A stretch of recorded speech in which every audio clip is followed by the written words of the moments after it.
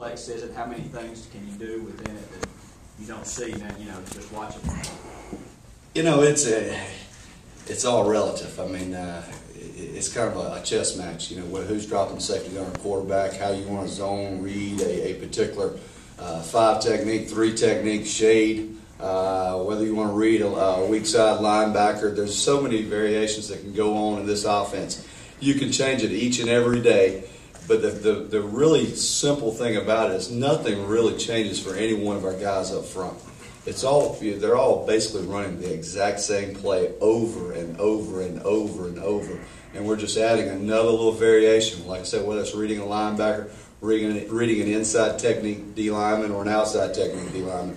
That's the only change for us. So it's really simple. But you've got to practice. And if you believe in it, then you're going to practice it enough, and it's going to be successful for you. So. Go ahead. Lorenzo, could you elaborate a little bit about what you learned from Art Shell? Have you talked to him lately? And what was it like working for Al Davis?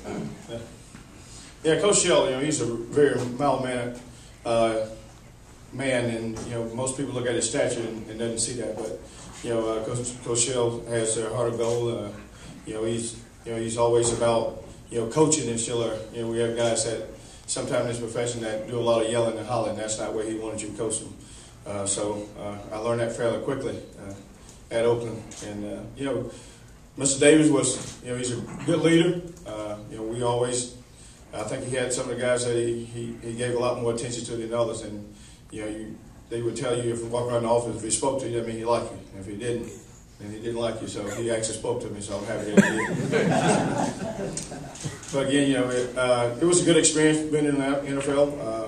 You don't have to worry about the recruiting aspect of it like you do in college football. But I think college is definitely my cup of tea, and dealing with young men and trying to have an effect and help them to reach their goals and be productive citizens in society. That's the biggest deal. If both coaches can answer this, please. With 3 weeks to get ready for one game, one team, can you overdo it? Can you overlook at film, overstudy, overscheme? How do you avoid that? Well, the thing that you want to do, the blessing of being in a bowl game is most head coaches will tell you is you don't use all that time to prepare for Nebraska or whoever you're playing in that particular bowl game. A lot of people use the time to try to get younger players better, and that's what we did early in the bowl preparation. Because if you took the 3 weeks, 4 weeks to get ready, then by the time you get to the game, it'd be boring for the young men that the game plan. So we tried to make sure we did a good enough job early. Not hitting a lot of things on Nebraska, but throwing a little bit in each day. And so by the time we got to close to the game, we would really concentrate on them totally 100%. So. We use the early time to prepare, try to get better for the young men that we got to play with next season. We kind of go about it as a game week. We utilize 1 week, maybe a week and a half, but we don't overthink things. Our offense kind of runs, kind of the same whoever we're playing. It's all about blocking and their tackling and us getting our players in the best position possible to make plays. And we're not going to go out and change a bunch of stuff. I said earlier there's 11 guys on defense unless they're adding another guy out there, and we've got to find somehow, some way to manipulate him, so to speak. But we just look to get our players fundamentally better those first 2 weeks in practice, and going against our defense really helps that. So we do nothing more than that. Lorenzo, now that you're in charge of the defense for the first time, I think, right? No, I've been in charge one in Chattanooga before. Oh, Chattanooga. Okay. Is there a particular stamp you want to put on your defense? Well, I think the identity for this defense is already developed. And, we got great leaders like Melvin and Traven, senior leaders, and we got great young players that have been leading. And, they're making a stamp on the defense. And, the bottom line is, we're only as good as they play. We make a call, whether it's a good or bad call, they get to determine that. And that's how they perform and execute the particular defensive call. But we want to make it exciting. The game of football is tough enough. Going to class every day, coming to practice, you get old. So we'll try to be a little more creative and make the game fun for them. Kenny, there's been some reshuffling on the offensive line. Where's your comfort level with that? I'm comfortable with all the offensive linemen because all year we've been shuffling them out, and coach always makes sure that the ones and the twos and the threes swap in. So as far as offensive line, I'm comfortable with them regardless of who it is. On that same line, Coach Elliott, can you address? Do you know who your first teamers are, who your starters are going to be for the game, and how much of a concern, if any, is it for you that you may have to make some moves? It's all part of the process. I mean, injuries happen, things occur. You've got to prepare these players each and every week to go out and play positions that sometimes they may not always be comfortable in playing. With that being said, Terrence Campbell's got a broken leg at this point. He may or may not be ready Monday. So we may have to move Rakevius Watkins back in there right guard and do some other shuffling around. But these guys are prepared to play each and every position up front. It's not like they come in and I specifically say, okay, you're going to be a right tackle and that's all you're going to focus on. They play everything from right guard to the right tackle to the left tackle, left guard position. So I feel very comfortable going into the game that we'll put together a group that's solid enough to go out there and be successful. Lorenzo, what are your thoughts on Rex Burkhead, Nebraska's running back, and what particularly he does well? And what are your biggest concerns, just kind of accounting for all the different things he can do?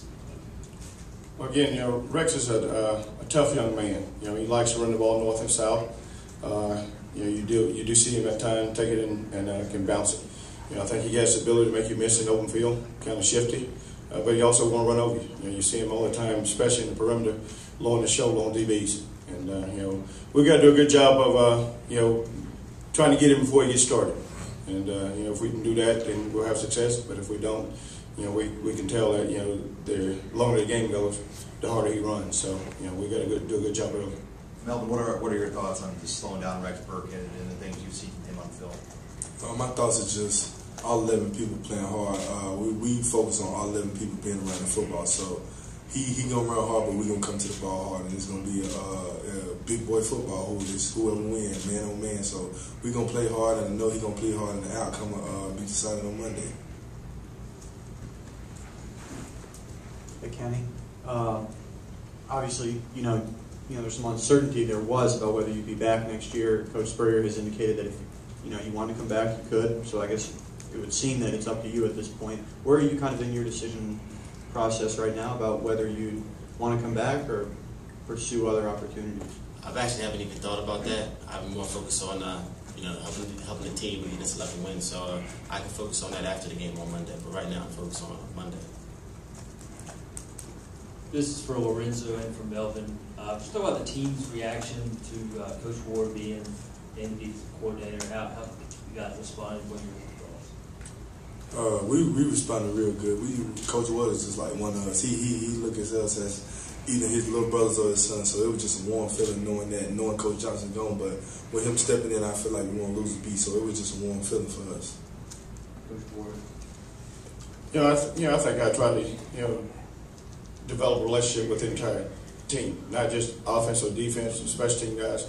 And I feel like the guys like the coach that I am, and when Coach Spurrier made a decision that he's going to name me the coordinator, I think it was exciting, and because